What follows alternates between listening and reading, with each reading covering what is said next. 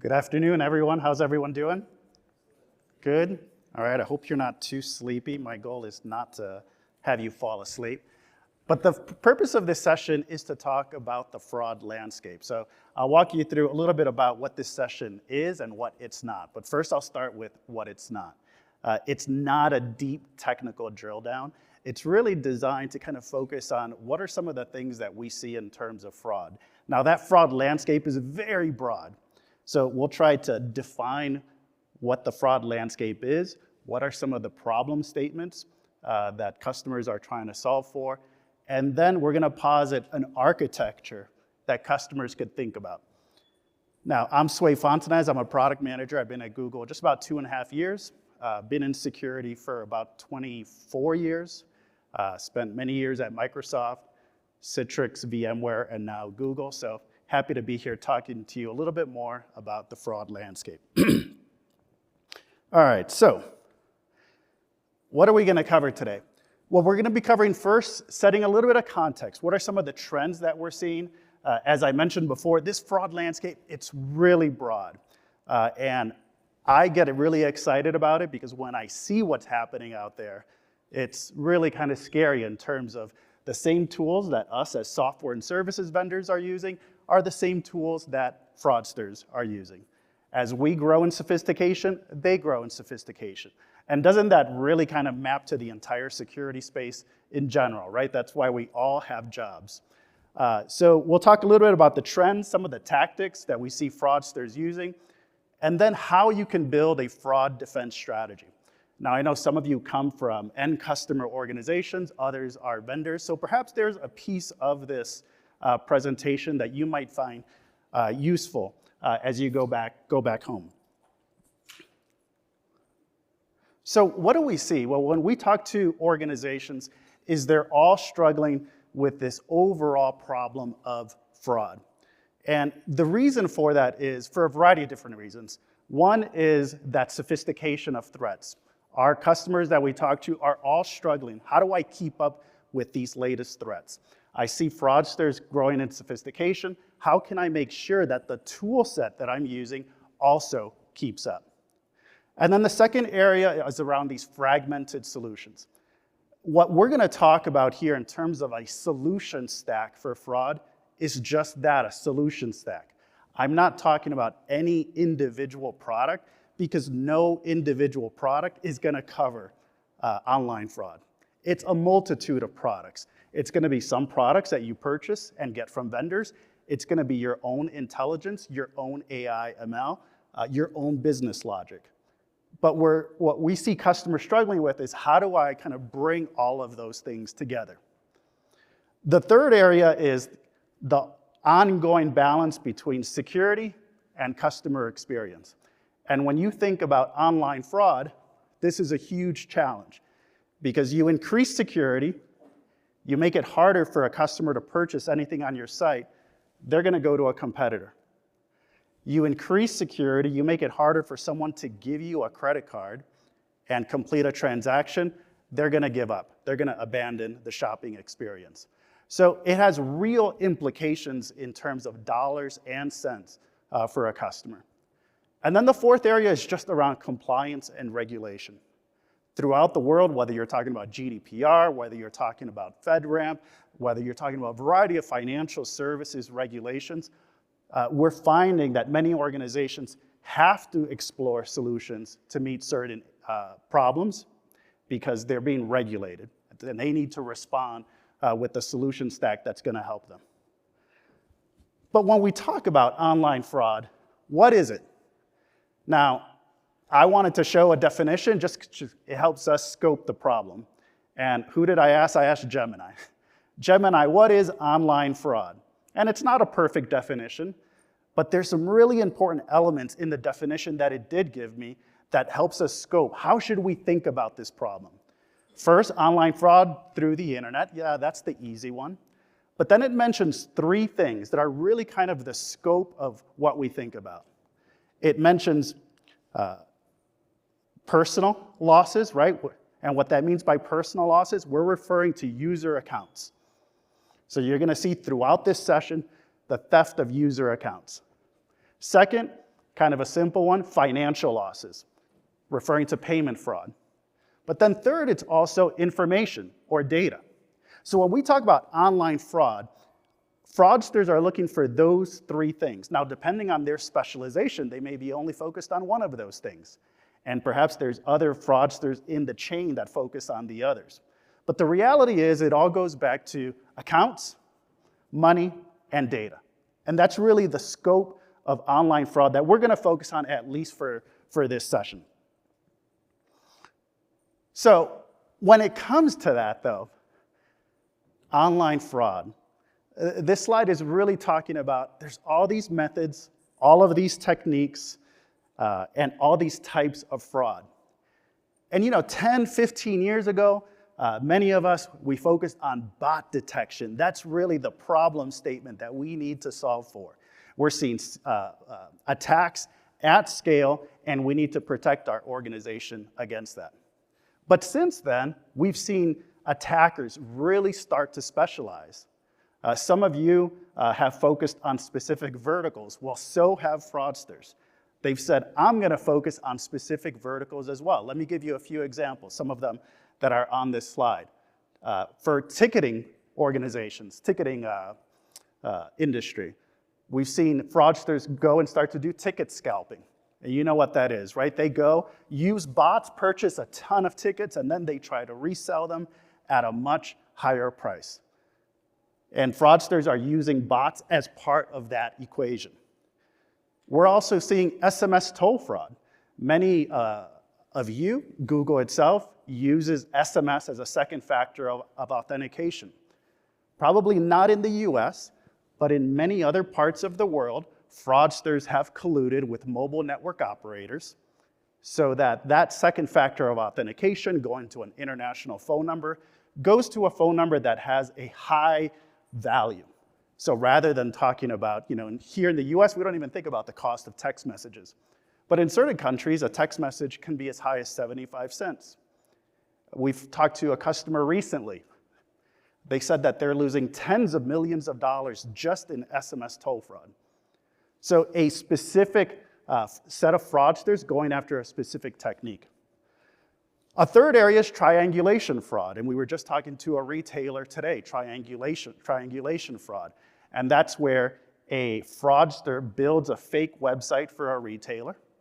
The customer purchases that item because they're showing that item as cheaper than a retailer.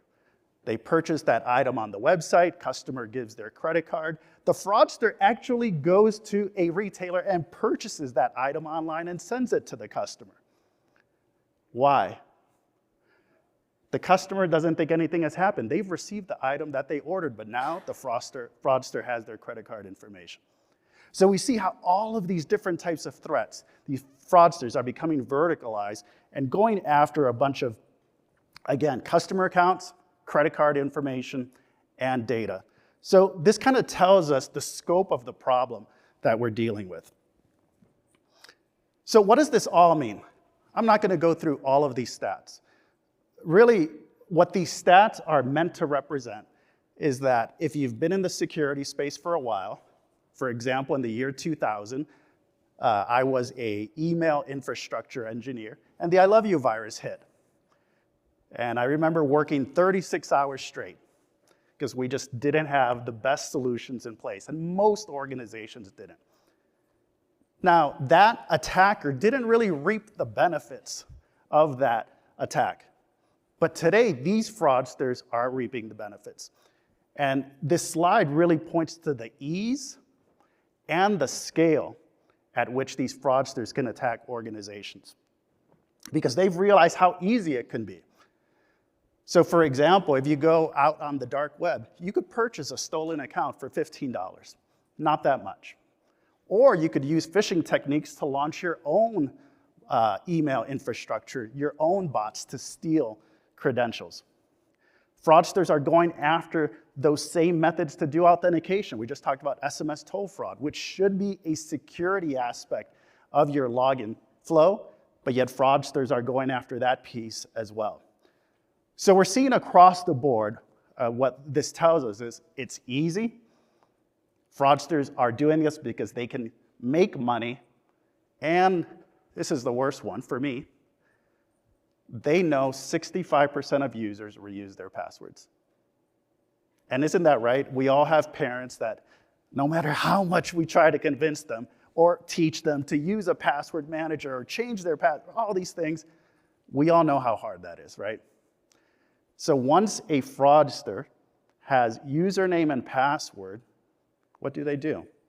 Well, I know you live in Austin. I know one of the primary banks there is Chase Bank. I have that username, those credentials. You're also probably shopping at H-E-B. You're probably doing a variety of things. I could now start to launch credential stuffing attacks across all of these websites in your region because I've stolen your username and password, and I also know you reuse them. So it's a massive problem that we're trying to solve for. And as we think about the techniques that fraudsters are using, the techniques themselves are quite interesting in their level of sophistication and automation.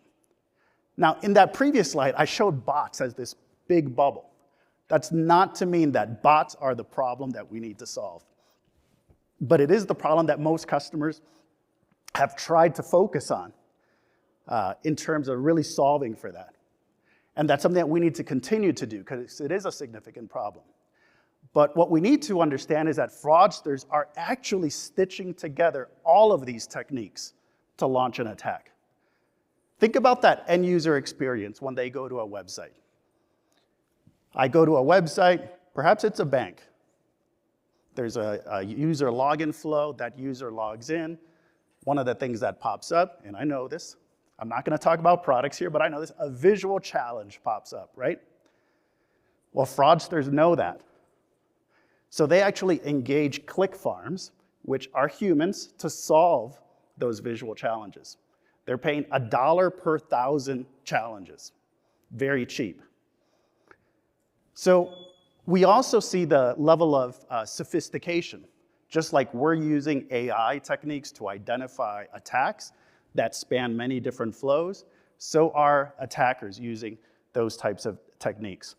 So when you think about this, don't think about any one of these techniques in isolation, but rather the fact that fraudsters are going to use the whole plethora of techniques out there to complete an attack.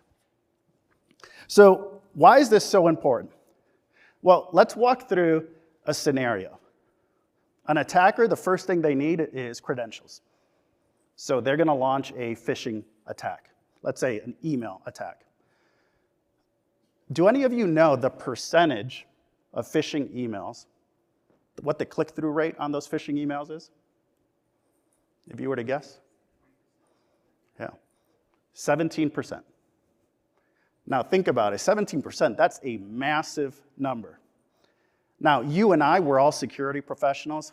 We're probably way on the low end of that, I would hope, right? But our parents, our friends, our family that are not in the tech industry, and frankly, even those in the tech industry, I know, because even at Google, we get all this training around clicking on those types of emails. So 17%. So the click-through rate to a website that looks like it's a legitimate website.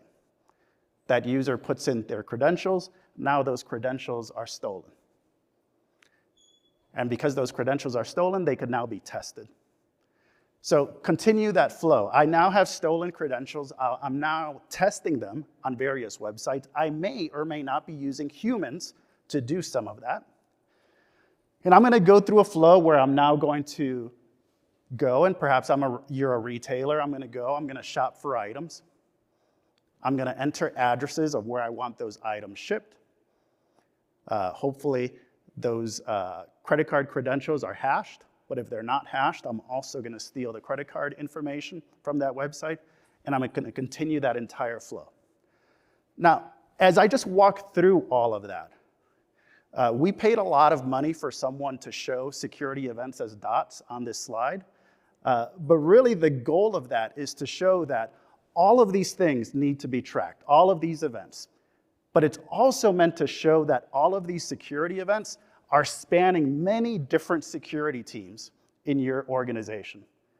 They're spanning security teams, fraud teams, application owners.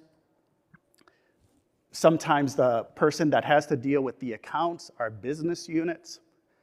So all of these events, you're tracking them through a flow, but it's very difficult to do so. Why? Because again, those products that you're using and your own intellect, your own logic and information that you have as a business, oftentimes it's not shared across teams. Oftentimes it's not tracked across teams. Oftentimes these products themselves don't talk to one another. So it's a really complicated problem. So in many organizations, they've really focused on their bot detection solutions to try to catch a lot of these things. And in most cases, they've invested in a variety of different bot detection solutions. But I thought these stats were really interesting from another vendor in the marketplace, showing that many organizations put a lot of investments in trying to catch these things at the edge of their network, whether it's CDN, a web application firewall, and that's great. We want to continue to have those solutions.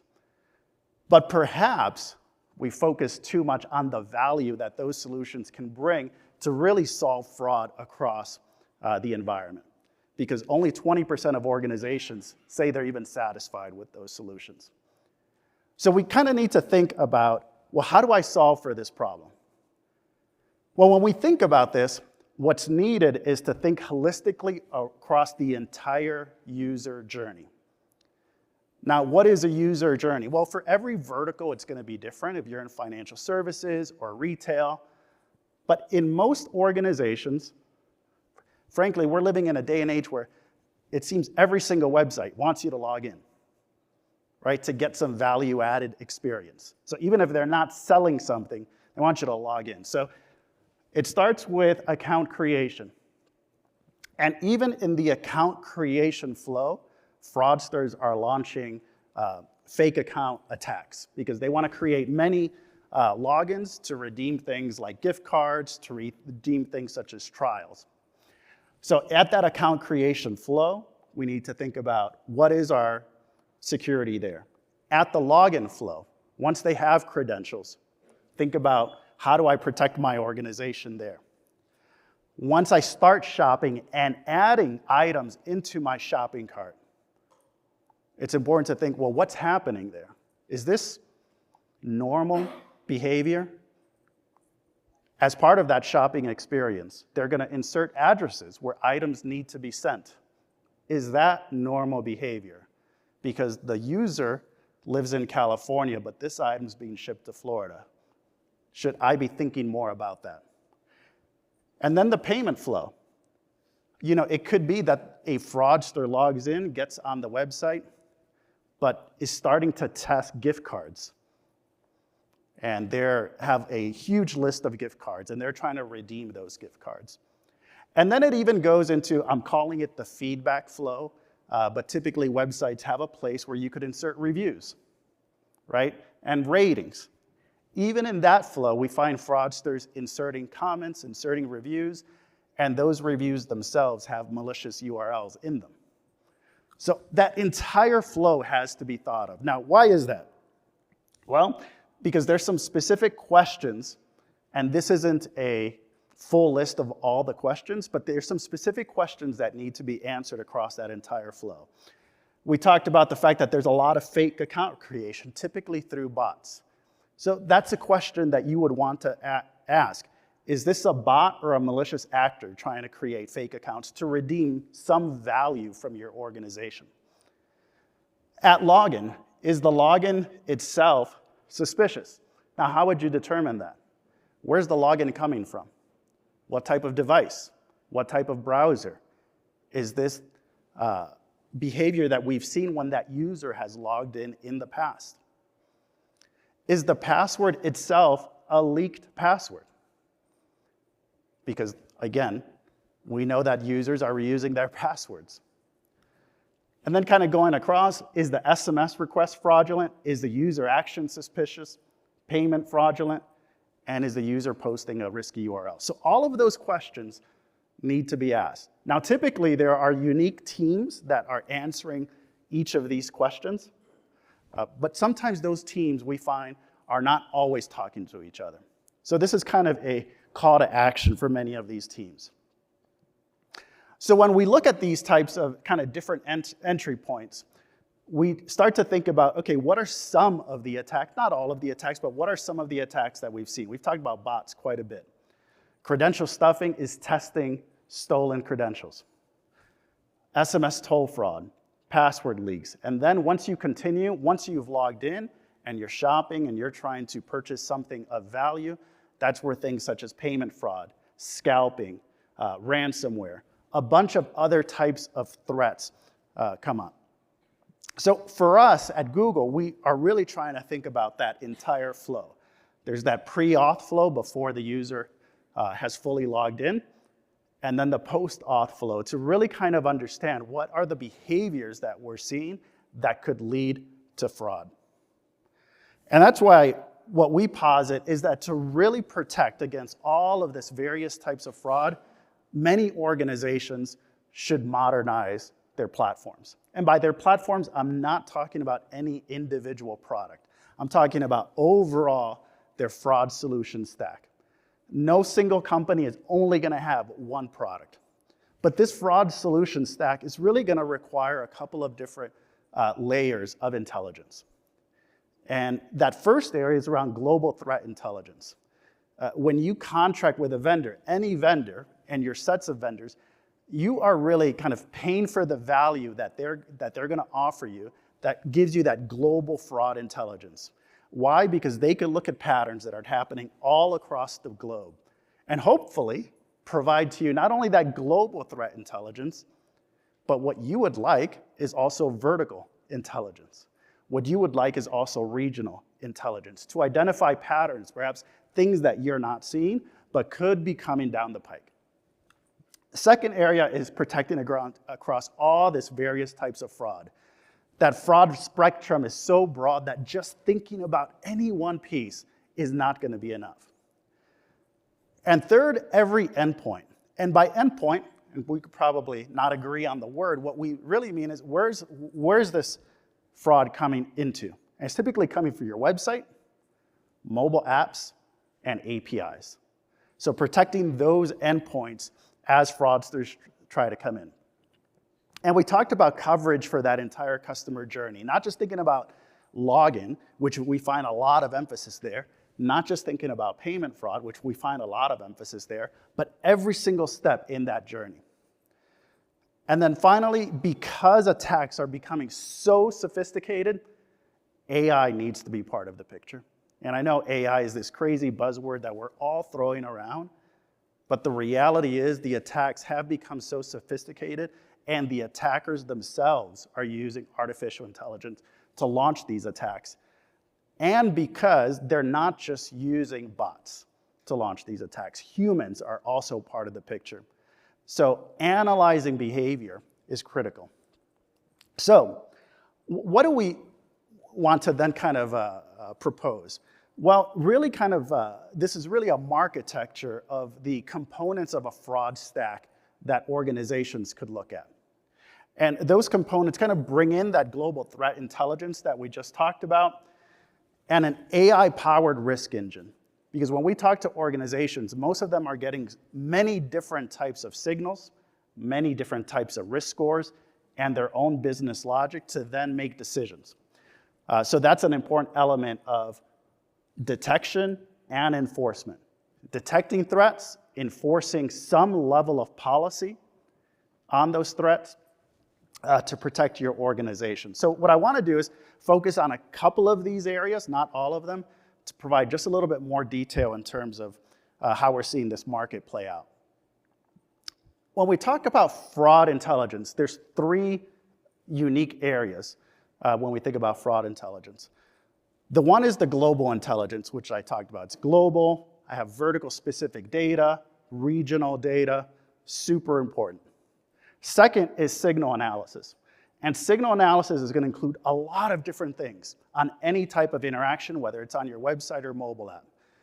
Networking, device, behavioral, reputation analysis. All of those are signals that can be used to make decisions. And then third is AI/ML. Now, when we talk about AI/ML, what we mean by that is your vendors should be able to provide to you customer-specific models that are specific to your web traffic, to your vertical, that you can then use, because you know that as more and more traffic comes to my site and the vendors looking at that traffic, they're gonna get smarter about knowing what is legitimate and malicious traffic and feed that back to you. So let's go into this in detail. Ideally, you're getting fraud intelligence signals from your vendor. That includes insights that they've been collecting across the globe. You're getting signals from a variety of different solutions that you may be having that include things such as network, device, and behavioral signals. And you're also leveraging a vendor's AI ML, where they're identifying and pinpointing data sets at scale, where they can actually start to cluster those data points, perhaps start to cluster a specific user's behavior. And then they're feeding this into a risk engine. Now, on an ongoing basis, what we've seen when we work with customers is one of the biggest value points is this left-hand side, continuous assessment. In this market, what's necessary in order for solutions to continue to improve and for your protection to improve is as you make decisions, feeding that back to your vendors. So what does that mean? Well, for every type of interaction, let's say someone entered a credit card, paid for something on your website. During that flow, your vendors are giving you signals and risk scores. Those risk scores are then analyzed by you with your own business logic, and decisions are made. You may say, okay, I just got for that specific transaction, there was something suspicious about it. I'm actually gonna toss it over to a team that does manual reviews. Well, that decision that you've just made should be fed back to your vendor. You know, there was something about that transaction, I decided to do a manual review. Now, why is that important? Well, because as your vendors start to realize the things that you're doing with the risk scores that they're providing you, they're gonna get better. Their models are gonna get better. So it's this continuous assessment and learning mode that makes protection better for your organization. Now, these risk scores typically can provide a lot of different things. You may get scores for bots. You may get scores for transaction risk. That transaction risk score will also have additional labels or explanations built into it. So for example, if a vendor has triggered a specific transaction as malicious, you should get a label as to why, or an explanation as to why. And the goal of that, again, is for you to interpret those scores. Because typically, you don't want a vendor making decisions on what to block. It's, as an organization, you can decide what to do with that information. So then we start to now enforce policies. And there's a little bit of comedy in this slide that I'll walk through in a little bit. But ideally, customers are starting to enforce things even before they reach the rest of their network. So that's why I said earlier, although many organizations have implemented bot protection at the edge of their network or at the web application firewall, anything that could be blocked there before it even passes through, it's useful. So if a percentage gets blocked there, that provides an opportunity to enforce policy and protect the rest of your organization. So that's one way that we've seen organizations enforce policy. The second is step-up authentication. Right now, we're living in a world where end users have become accustomed to, and by end users, the average person, I'm thinking of my parents, right? The average end user, they've kind of become accustomed to a second factor of authentication. Now, even though even that vector is getting attacked with SMS toll fraud, it's a very useful technology to get a second factor of authentication and increase the assurance that it is a legitimate user. But the third area is actually, we see many organizations still saying, okay, I understand that I'm getting risk scores and protection from a vendor. It's all happening behind the scenes. Actually, end users don't see it happening. But I would still like to use visual challenges as a speed bump. And it is true. they can insert visual challenges as an additional speed bump. Now, typically when I talk about visual challenges, people laugh, oh, visual challenges don't work, and this, that, and the other. But here's the kind of the caveat to that. Anything organizations can do to increase the cost of a fraudster's attack will slow the attack down. So that's why we call these speed bumps, right? So each of these can be speed bumps along the flow that could be used to protect your organization. So as we kind of close up a little bit, just a few kind of reminders. We encourage customers, evaluate each step of the journey. I would encourage many organizations as they kind of think about this fraud space, work with all of the teams in your organization. Work with your fraud teams, security teams, application teams, your business units. Kevin Mandia spoke in the keynote about doing things such as tabletop exercises, to do things such as red teaming, to do things such as war games. And that's great for before an attack happens, right? Plan these things out. See what you would do if this happened or if that happened. How are we sharing information? But also do postmortems. Because often what's happening is a specific team sees an attack, they try to resolve it and kind of move forward. But I'll tell you that right now, we're seeing a lot of customers. I was speaking with a retailer yesterday. They're being asked to present to the board how they're doing with fraud. And the reason why is because there's real money at stake. There's real reputation of the company that's at stake. So we encourage customers to really bring in all of the teams and go through this entire exercise. And regularly use benchmarks to gauge where you're at. Now for each industry, it's going to be different. But for example, we work with a lot of financial services organizations, and they're not just thinking, how do I reduce my financial losses? But they're also thinking, how do I allow more transactions through?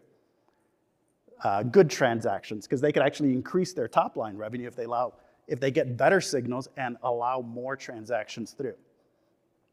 Improve brand reputation, operational efficiency, your customer experience. And under all of these are a set of metrics that go on a scorecard that organizations are being asked to present to their board. And on an ongoing basis, every single one of these metrics should be measured just to see how am I as an organization doing in terms of fraud. So in terms of best practices, what do we recommend customers to do? Number one, take a look at each step of the journey. Involve all of those various security teams in your organizations. And some of them are not security teams. Some of them are fraud teams. We work with a lot of application owners that are not security professionals, but yet have responsibilities for certain parts of the flow. So really evaluate that entire journey. Second, leverage the fraud intelligence that your vendors are providing. It's massively useful input into the decisions that you can make. Third is collect and analyze those events. You know, one of the challenges is you're getting inputs from a lot of different vendors. How do I make sense of all of it? And that's a difficult problem. And then fourth, leverage AI/ML. It can help you scale your detection. It can help you get better intelligence. It can help you identify attacks that in a silo probably would not be detected. And then finally, send those annotations back to your vendors. Your goal is that you get better detection and better risk scores from your vendors that are providing you protection. So the more you share with them, of course, in context of what is appropriate for your organization, the better your protection is going to be. So with that, thank you all for attending. I hope you enjoyed the session. I love meeting people, so if it's okay with all of you, I'm going to come down off the stage. If you have questions, I'd love to answer them. But thank you all very much.